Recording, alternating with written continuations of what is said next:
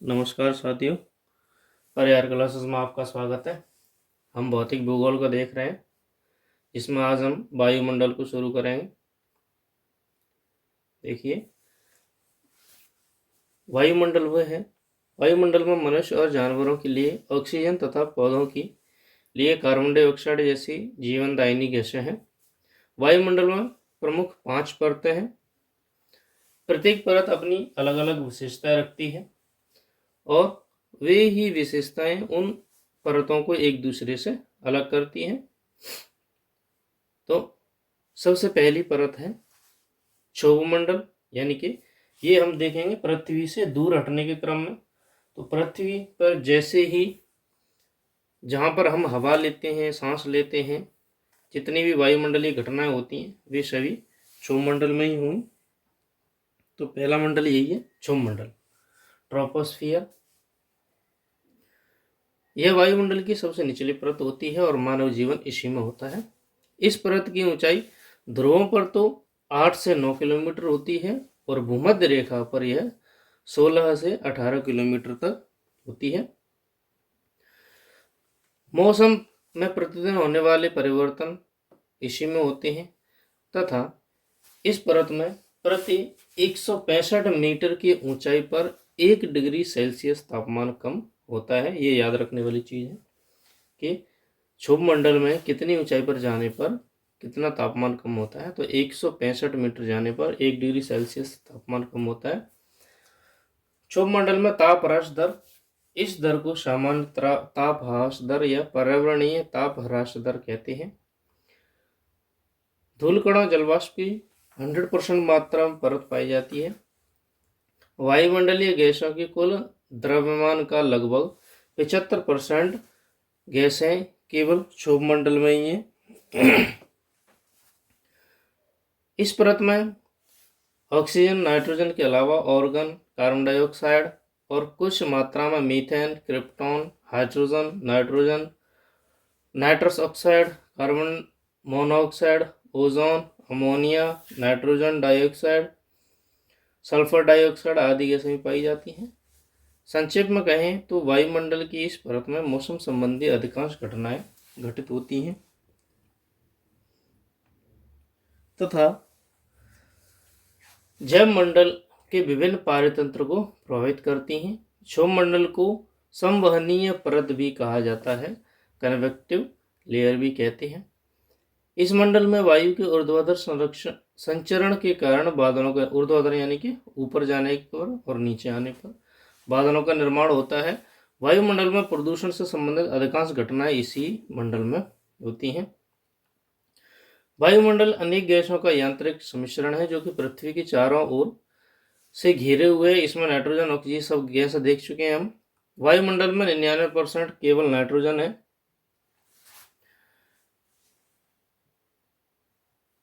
वायुमंडल के 99% भाग में केवल 98% तो नाइट्रोजन है, ऑक्सीजन है 21%। शेष एक भाग में सभी गैसों को सम्मिलित किया गया है। गैसों के साथ साथ वायुमंडल में जलवाष्प और धूल के कण भी होते हैं।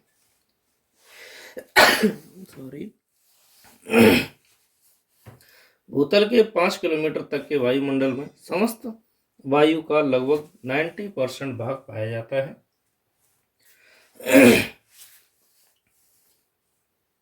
अगला है समताप मंडल। क्षोभमंडल के बाद समताप मंडल।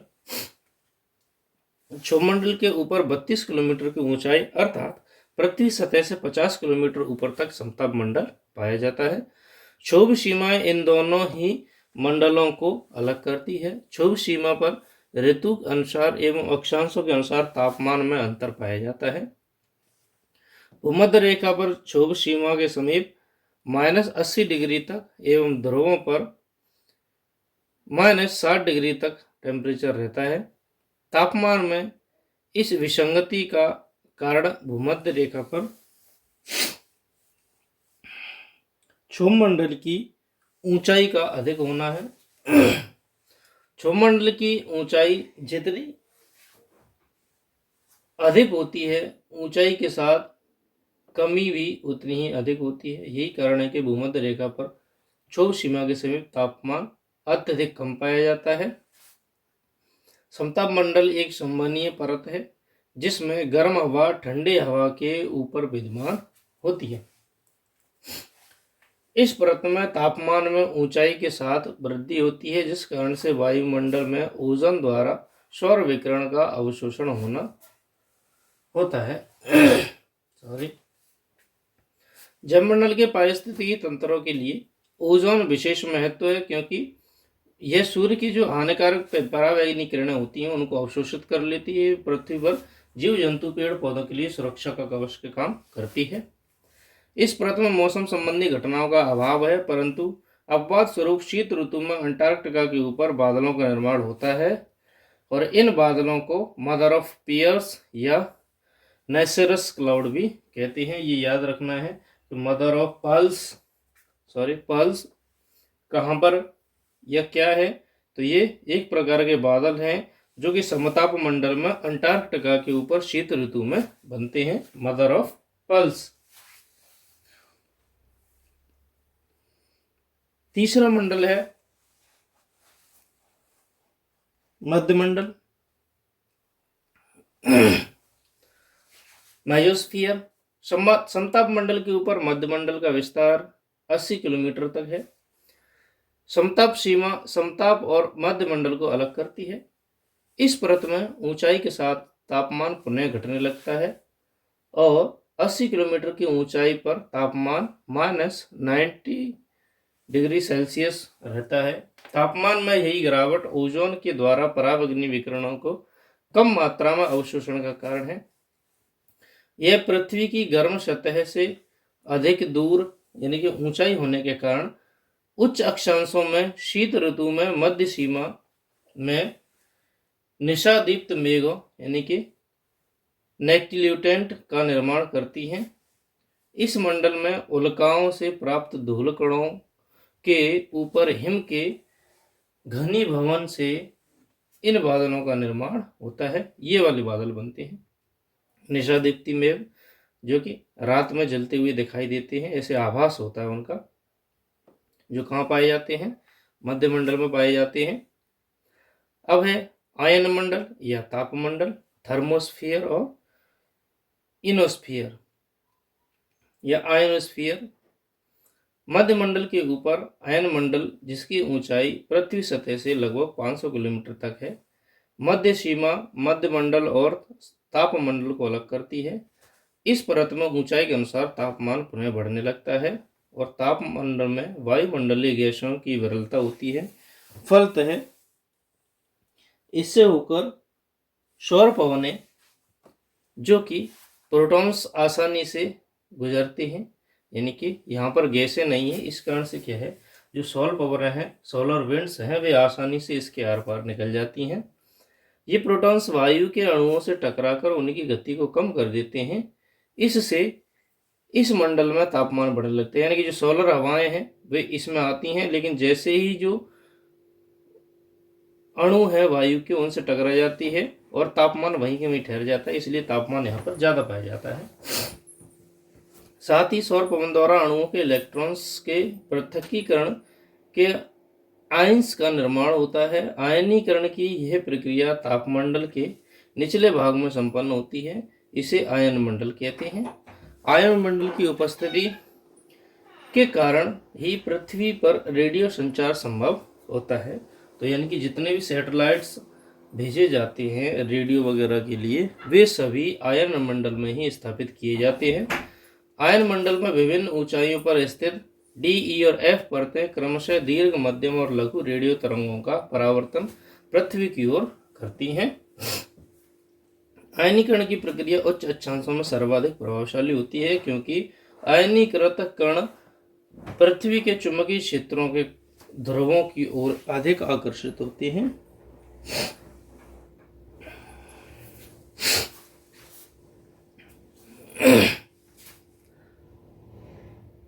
जब ये आयंस अपने इलेक्ट्रॉन्स के साथ पुनः संयुक्त हो जाती हैं तब फोटॉन्स का निर्माण करते हैं और ये फोटोन ही ध्रुवों पर प्रकाश ज्योति के नाम से या प्रकाश ज्योति को जन्म देते हैं। यानी कि जो आयन होंगे वे दोबारा से इलेक्ट्रॉन्स और आयन दोनों मिल जाएंगे और फोटॉन्स बना लेते हैं और ये जलते हुए दिखाई देते हैं, प्रकाश ज्योति का निर्माण करते हैं ध्रुवों पर। कहाँ पर? आयन मंडल में। ये फोटॉन्स ही ध्रुवीय प्रकाश ज्योति को जन्म देते हैं। उत्तरी गोलार्ध में कनाडा, रूस और ग्रीनलैंड के ऊपर इसको उत्तरी ध्रुवीय ज्योति यानी को एरोरा बोरियल्स तथा दक्षिणी गोलार्ध में इनको एरोरा ऑस्ट्रेलिस कहती हैं। ये हम देख चुके थे मैपिंग में। अगला है बहिर्मंडल यानी कि एग्जोस्फीयर। यह वायुमंडल की सबसे ऊपरी परत है जिसका विस्तार 1600 किलोमीटर तक है। इस परत की हवा अत्यंत ही विरल होती है और धीरे धीरे बाह्य अंतरिक्ष में विलीन हो जाती है। इस परत में हाइड्रोजन और हीलियम गैस विद्यमान रहती हैं। सौर विकिरण के कारण इसमें उच्च तापमान बना रहता है। तो हमने सभी जितने भी मंडल थे वे देखे। एक बार हम पृथ्वी की सभी मंडलों को और देख लेते हैं। जैसे कि हमने देखा था ये पृथ्वी है, तो ये सबसे ऊपरी परत होगी वो होगी क्षोभ मंडल। यहां पे लिख देता हूं।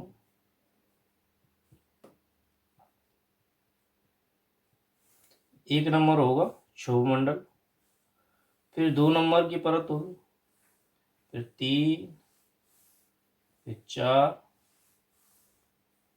और 5 में।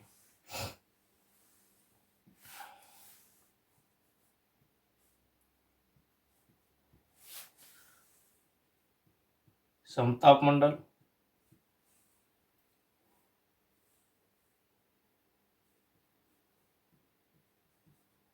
ये बहिर्मंडल,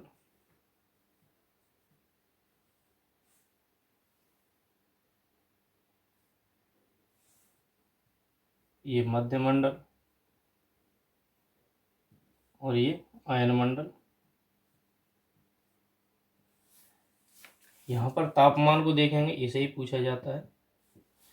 इसमें तापमान में कमी आती है ऊपर जाने की, फिर जैसे ही इसमें आते हैं यहाँ पर वृद्धि होती है तापमान में, फिर पुनः कमी होती है और फिर लगातार वृद्धि होती जाती है। इस प्रकार यानी कि यहाँ पर कम होगी, यहाँ पर फिर से बढ़ेगा तापमान, फिर से कमी होगी, फिर बढ़ेगा और फिर लगातार बाहर की ओर बढ़ता जाएगा। तो इस प्रकार हमने पृथ्वी पर वायुमंडलीय परतों को देखा। क्लास को एंड तक देखने के लिए धन्यवाद। Thank you.